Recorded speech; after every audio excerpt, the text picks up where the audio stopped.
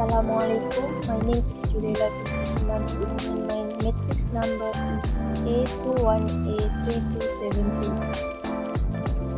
In introduction, in this presentation we will discuss the approach introduced by Frederick Winslow, Henry John, Henry Fayol, Mary Parker Folk, and Max Weber as they were the primary relate to the general administrative approach to the management. Also, we will summarize the explanation of the approach and work by each management figure state. Plus, it also contains our viewpoint about the approach in today's context.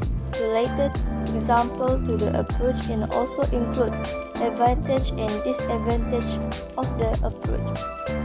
My name is Nufarsha Izzati binti Muhammad Shahrizwan. My matric number is A21A3369. Okay, I will present about Frederick Winslow Taylor. His biography. His name is Frederick Winslow Taylor. He was born on 20 March 1856, and in America, he popular and he known as industrial engineer. And also, he was called father of scientific management. Last but not least, he died on 21 March 1950. Okay, next is Taylor's scientific management consisted of 4 principles. Firstly, replace rule of thumb work methods with method based on a scientific study of the task. Secondly, is scientifically select, train, and develop each employee rather than passively leaving them to train themselves. Okay, next is provide detailed instruction and supervision of each worker in the performance of that worker's discrete task.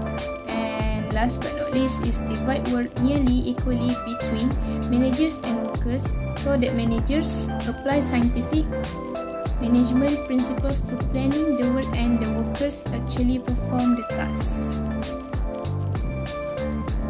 Okay, Taylor thought that by analyzing work, the one of the best to do, it would be found he is most remembered for developing the stopwatch time study, which combined the Frank Gilbert motion study methods, later become the field of time and motion study.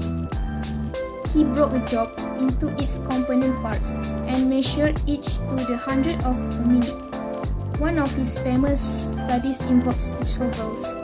He noticed that workers use the same shovel for all material.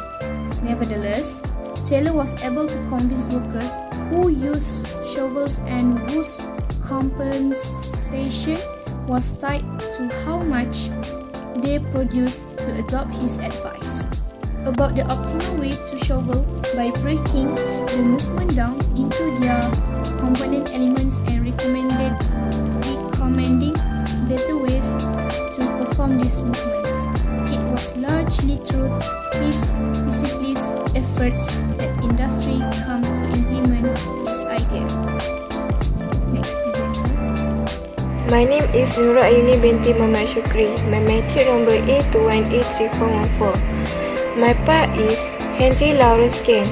Henry Lawrence Kane was born in Culver County, Maryland in the United States.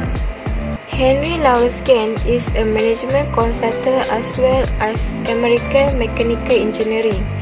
His most famous work in the Kane chart. Created in the 1910s, this Kane table was initially used to organize the implementation of infrastructure project implementation management, including the construction of the Hoover Dam and cross-state roads, which later became an important tool for implementation of further project management. Gantt chart of goodness is able to ensure that the sequence of activity can run as scheduled by being able to compare the estimated time of each activity with the estimated actual time from start to finish. The progress of a project can be monitored from start to finish to be able to modify activity and resources utilization project. While weakness of Gantt chart is can be complete. Except for seamless project, there will be a large number of task performance and resources used to complete the project. Next, the size of bar doesn't not indicate the amount of work. Short bars may take 500 human hours, while longest bar can only take 20 human hours. Next, it always needs to be updated. If you are going to use a Gantt chart, you must have the ability to change the chart easily and frequently. If it is not taken into account, it will be ignored. We can conclude the Gantt chart remains popular management tools even after over a century of managing activity and projects. It is an effective way to present important information. Gantt charts are also used for the initial planning of the production of a general project and for control of problems that have been overwhelmed by practical problems and technological. Okay, next I will present about Henry Fayol. Okay, for his biography, his name is Henry Fayol. He was born on 29 July 1841 and he was known as French mining engineer, mining executive, author and director. He was also called as a father of modern management theory and he died on 19 November 1925. Failures have 14 principles of management. Okay, for the first division of work, Henry believed that segregating work in the workforce amongst the workers will enhance the quality of the product. Next is authority and responsibility. These are two key aspects of management. Authority facilitates the management to work efficiently and responsibilities make them responsible for the work done under their guidance or leadership. Okay, next is discipline. Without discipline, nothing can be accomplished. It is the core value for any project or any management. Okay, for next is unity of command. This means an employee should have only one boss and follow his command. For the fifth, unity of direction, subordination of individual interests, remunerations, centralization, scalar chain, order, equity, stability, initiative, and last but not least is esprit de corps. It is the responsibility of the management to motivate their employees and be supportive of each other and regularly. Okay. Failures also have function of management. For the first, planning. Manager must plan for future conditions, develop strategic objectives, and secure the achievement of future goals. Furthermore, organizing. Managers must organize the workforce in an efficient manner and structure and lead the activities of the organization. Okay, next is commanding. Managers must supersede subordinates in their daily work and inspire them to achieve company goals. Besides coordinating, manager must harmonize the producer and activities performed by the company, meaning that every activities of each organizational unit should complement and enrich the work of another. Okay, last but not least is controlling. For controlling, manager must control the company activities in line with general company policy and objective. Next presenter. Before I start discuss about Mary Parker Ford, let me introduce who she is. Mary Parker Ford is an American social theorist who is the best recognized for incorporating human psychology and human relation concept into industrial management. Her essay and articles have significant impact on the topic of organizational behavior. The origin of modern management psychology are prominently emphasized. Mary Parker Ford, known as the mother of modern administration, was a pioneer in developing a participatory and integrative administrative structure. Mary Parker Ford approach: firstly, principle of management; second, coercive as well as cooperative power; and lastly, dispute resolution. This approach does not take into account human psychology and the way work demands may conflict with personal needs instead. Unlike his contemporaries, Fowler stressed the importance of personal interaction between management and employee. He sees management and leadership holistically applying a modern system approach. Next, the viewpoint about the approach. Firstly, individual. Human being a social animal like to associate with others.